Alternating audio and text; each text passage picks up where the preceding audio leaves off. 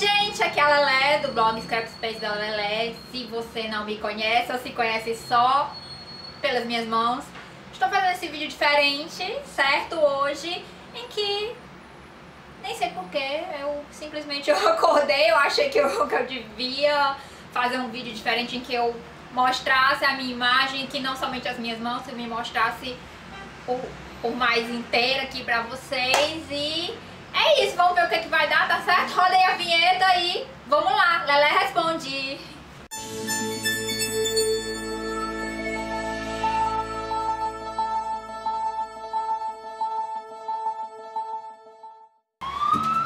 Pois é, gente, assim como eu tava falando pra vocês, vai ser essa primeira experiência. Eu não sei se vai ser a única, vai depender aí da repercussão, de como é que vai sair esse vídeo aí.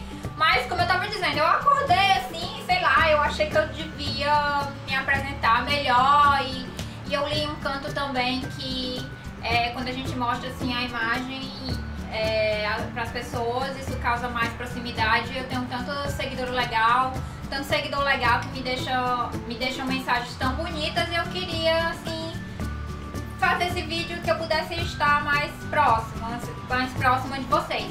E eu nem pensei muito a respeito, nem sei assim, eu simplesmente achei que acho que a melhor forma que eu teria de me apresentar seria respondendo algumas perguntas que as pessoas pudessem fazer, certo? Eu tô toda arrumada desse jeito, gente, que eu vou já sair do meu trabalho, então eu tô fazendo esse vídeo assim rapidinho pra conversar com vocês. E vai ser a Branquinha, tá? Ela vai com certeza participar bastante também, interagir aqui com vocês. E vamos lá, eu trouxe aqui as perguntas e vamos começar pela primeira. Frutinha, peraí, minha princesa, vamos se ajeitar, tá bom?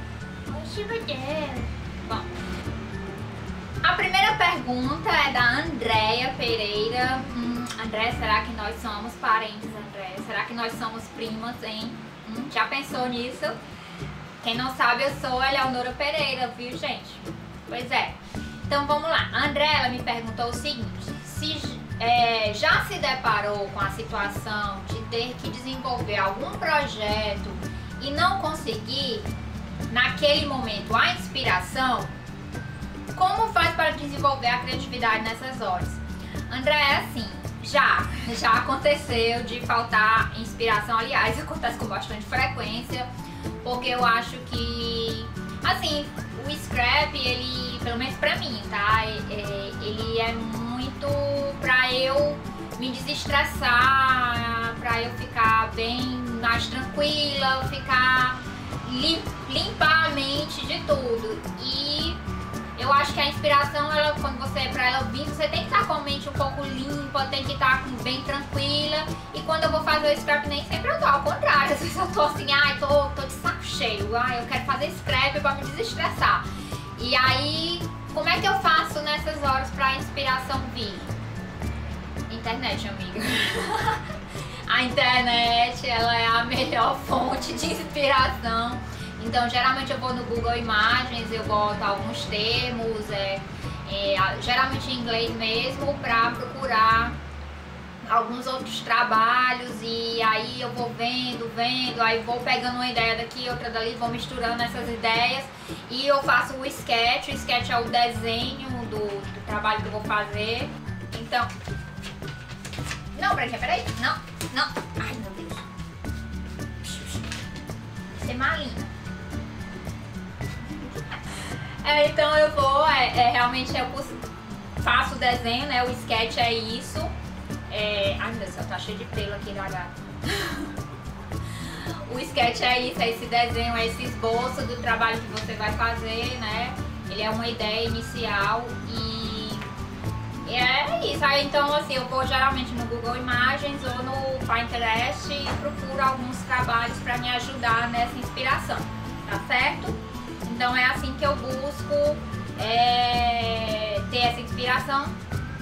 E aí quando eu vou fazendo o trabalho, vou construindo e tudo mais, a criatividade ela vai retornando, vai vindo à tona, e eu vou pegando o embalo e de repente eu já tô longe. E acaba que o sketch às vezes ele começou pra me ajudar com aquela ideia inicial, mas no final eu já tô fazendo outras coisas, mudando a ideia que eu já tinha, e é assim que eu vou fazendo os meus trabalhos, tá certo? A Solange Pane, não sei se é Pane, é Pane, enfim, a Solange, ela fez a seguinte pergunta: ela: tô muito em dúvida, que canetinhas ou marcadores comprar para pintar, por exemplo, uma carimbada? Ela tem que ser livre de ácido? Como estou começando, não queria que fosse uma coisa cara. Na realidade, Solange, eu acho assim, como você disse que está começando e não queria que fosse algo muito caro, eu acho que o melhor material, assim, em termos de custo-benefício, não seria nem exatamente uma canetinha ou um marcador, mas seria um lápis de cor. Tá passando um carro ali. Tá passando um carro, tem que dar um tempo, né? Então, assim, teria que ser um lápis de cor aquarelável. E eu acho que ele, assim, ele tem um custo acessível. No caso, seria melhor, em vez de comprar do de 12, aquele estojo maior de 48 cores, que isso vai te dar muitas possibilidades. É um material de fácil uso, dá pra tanto aquarelar como usar ele seco. E tem vários tutoriais que ensinam a pintar a carimbada. Aí, no caso, como o lápis aquarelável, se você for fazer aquarela com água, aí teria que ser uma carimbeira resistente, não poderia ser uma carimbeira à base de água, teria que ser uma carimbeira mais resistente, como a Stazon, por exemplo. E o papel é um papel de scrapbooking, daria certo também, mas existem uns papéis para mais grossinhos, mas assim, como a gente quer usar no scrapbook, o papel de 180 gramas já ficaria legal, é só não usar muita água. Mas se você tá querendo mesmo uma canetinha, um marcador, eu sei que tem assim, o da Tombow, né, que ela tem uma ponta em formato de pincel e uma ponta mais fixa. E assim, pelo menos na minha cidade tem uma loja que vende na unidade, né? Então você conseguiria montar a partir montar o seu estojo a partir das cores que você precisaria, né? Ou então escolheria as cores, né? Eu não sei se na sua cidade teria essa opção, mas vende na internet, mais fácil de encontrar. Ela também é à base de água, ela é livre de ácido, mas ela não é permanente. Então, com o tempo, essa tinta vai sumindo, né? E, enfim, ela não é tão acessível como o lápis de cor aquarelável, né? Mas ela por ter essa ponta pincel, ela seria uma opção interessante, né? No caso, como a Tombow, do mesmo jeito como o lápis de cor aquarelável, teria que ser uma carimbeira resistente à água, né? No caso, uma Stazon do tipo, por exemplo, a Stazon, né? Você pergunta também se ela tem que ser livre de ácido. Assim, tem algumas scrappers que elas são muito puristas, né? O que isso quer dizer que elas, assim, pra elas tudo tem que ser livre de ácido. Eu não sou tão purista assim, depende. Se eu for fazer alguma coisa com a fotografia, por exemplo, utilizar um papel que eu vou colar a fotografia em cima, aí eu opto por um papel livre de ácido, que é para não danificar a fotografia e ela poder ser preservada por mais tempo. Mas ouro, assim, papel vou fazer um cartão, dificilmente eu uso, a não ser que seja um papel decorado, que geralmente ele é de scrapbooking e é livre de ácido. Mas, de um modo geral, eu não tenho essa preocupação em ser livre de ácido. Inclusive, nem sei se o lápis de cor aquarelável ele é livre de ácido, certo? Então, eu não tenho essa preocupação, porque eu acho que o scrap tem que ser uma coisa para desestressar, para ser uma diversão. E, às vezes, a gente fica tão, assim, preocupado excessivamente que acaba perdendo um pouco a graça. Tenho mais uma coisa, a gente quer fazer um trabalho, não tem tanto material disponível, porque na cidade que você mora não tem assim lojas especializadas, assim, tem um armarinho, tem uma papelaria mais simples, e você fica na dúvida, será que vale a pena comprar ou não? Assim, eu acho que vale ao que você tem acesso, e o importante é você se divertir. Então, nem sempre esses materiais vão ser livres de ácido, e não é por isso que você vai deixar de brincar ou de se divertir, porque não consegue encontrar o material que tem lá especificado de scrapbook, né? Eu acho que a gente tem que buscar essas alternativas também, né? Eu acho mais importante de tudo é não tentar perder a diversão de todo esse processo, certo? A Elis, ela mandou um combo de perguntas. A Elis, ela é esperta, ela quis otimizar o tempo e mandou um combo de perguntas para eu tentar responder. Então vamos lá. Como é seu processo criativo? Primeiro vem as ideias ou você escolhe os materiais? Primeiro vem a ideia, né? Eu tenho por exemplo, se eu vou fazer um cartão, então eu primeiro tento fazer o desenho do cartão. E aí eu já vou, à medida que eu vou desenhando, fazendo o sketch, eu já vou pensando mais ou menos que materiais eu vou usar, mais ou menos aquilo ali, eu já vou tentando separar, deixar à disposição, mas durante o próprio processo eu vou lembrando de outros materiais e vou pegando e vou espalhando tudo pelo chão, de repente tá uma bagunça danada, né? Mas assim, começo primeiro pelas ideias e depois é que eu vou, à medida que eu vou tendo a ideia, eu vou fazendo o desenho, do desenho eu vou já pensando nos materiais e durante o processo eu vou lembrando de outros, vou tendo outras ideias e vou desenvolvendo ali, certo? A Elis queria saber se tem um jeito de fazer relevo sem secador e pó de emboss, que eu não tenho. Elis, assim, eu não conheço, certo? Assim, na realidade, tem... Assim, o único material mais próximo que dá pra fazer um relevo sem secador e pó de emboss é o Perfect Pearls, que é um pozinho bem fininho da Ranger. Mas ele não é assim, não é fácil o acesso, não é toda loja que tem, né? Talvez pela internet, comprando em loja pela internet você encontre, mas ele não é um acesso tão fácil. Mas assim, quando a gente mistura ele com água, a gente consegue criar tipo uma tinta que a gente consegue fazer um trabalho assim, que ele fica um discreto relevo, não fica muito forte, mas fica um discreto. Outro material que dá pra fazer, que fica com relevo, é o gesso acrílico, né? Quando você trabalha com a máscara, né? Dá pra fazer ela fica com relevo, mas pra carimbada mesmo, o que dá pra fazer ainda é com o Perfect Pearls, mas não fica aquela carimbada precisa. Ela fica uma carimbada assim mais borradinha. É porque como você vai usar, ela fica parecendo uma tinta, né? Aí ela não fica assim com tanta precisão. Outros materiais realmente eu não conheço que dê pra fazer essa técnica do relevo aquecido, né?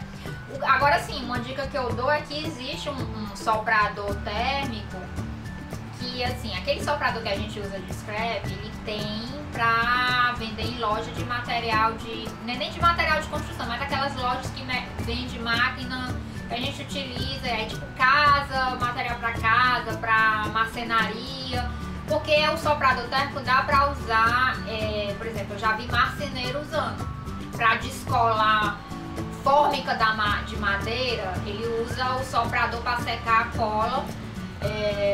E assim ela se solta, né? Inclusive eu tenho a impressão que muitos materiais que a gente usa no scrap vieram de outras manualidades, de outros locais e foi adaptado para o scrap, né? Então tem essa pistola que ela é mais acessível, não é tão baratinha, mas é bem mais barata que a de scrapbook. Agora ela é um trambolhão, ela é desse tamanho, ela não é bonita, ela é grandona mesmo, assim, mas é mais barato, né? Então eu não sei se na sua cidade teria uma dessas lojas assim que vende aquelas coisas pra casa, tipo a Leroy Merlin, tipo, eu tô falando essa que é mais famosa, né? Mas assim, porque na minha cidade tem umas mais específicas, né? Mas que vende, você poderia procurar e ver o preço e ver se valeria a pena. E os pós realmente só nessas lojas especializadas, né? A Liz também perguntou se como combinar cores, né?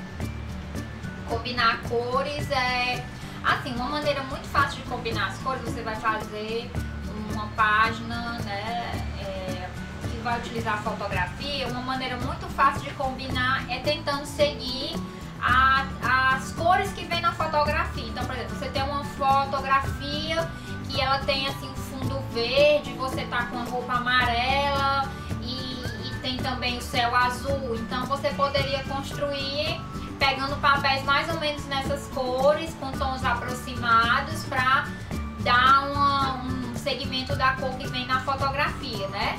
Então você consegue combinar as cores seguindo mais ou menos as cores das fotos. Outra forma que tem de combinar cores é você seguir o círculo cromático. Você bota no Google assim, círculo cromático. Vai aparecer vários, certo?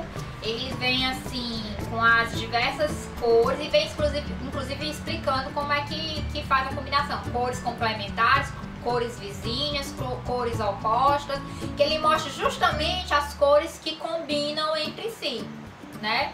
O vermelho, ele combina mais com o verde, o azul com o amarelo, porque são cores opostas, mas tem as cores vizinhas, por exemplo, o vizinho do vermelho tem o laranja e o amarelo, que são cores que combinam, e tem vários círculos cromáticos. É uma forma que tem de combinar as cores ao escolher os papéis. Aí isso valeria tanto para as páginas como para os cartões, né? Então é interessante dar uma lidazinha sobre o círculo cromático e o uso do círculo cromático que daria para você usar no trabalho de scrapbooking. É bem interessante, isso facilita bastante a escolha das cores, certo? E ela pede assim, dicas de materiais educativos. Desculpa. Dicas de materiais alternativos. Material alternativo. Bem, é como eu falei, né, anteriormente. Às vezes a gente tem, assim, não tem na nossa cidade uma loja de materiais específicos para scrap, mas tem uma papelaria, tem um armarinho. E é lá nesses cantos que você vai encontrar muito material alternativo. Então, por exemplo, às vezes vende material escolar, vende aquelas pastilhazinhas de aquarela que as crianças usam para pintar.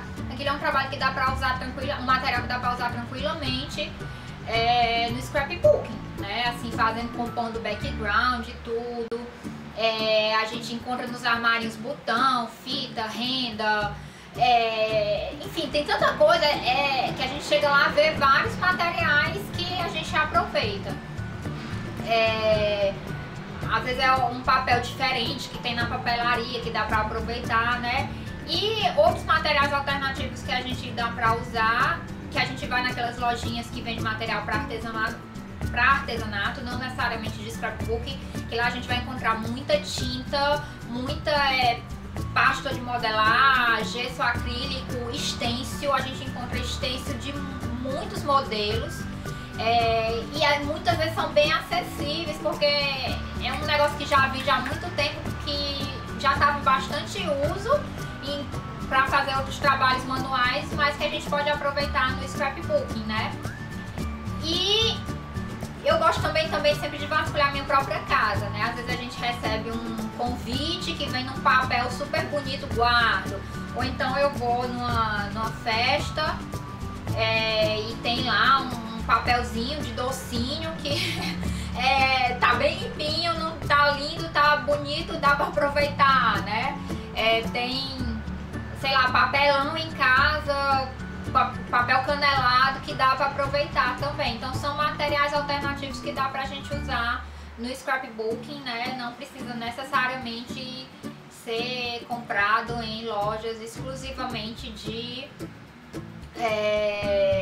específicas de scrapbooking. E outro local que eu gosto de ir também bastante são aquelas lojinhas de chinês, né? Aquelas lojinhas que vendem, pelo menos aqui geralmente são de chinês, né? São dos chineses, aqui em Fortaleza, que vende. Eu entro lá e eu entro sem intenção de comprar alguma coisa. Eu entro mais pra pesquisar mesmo, pra olhar, pra conhecer.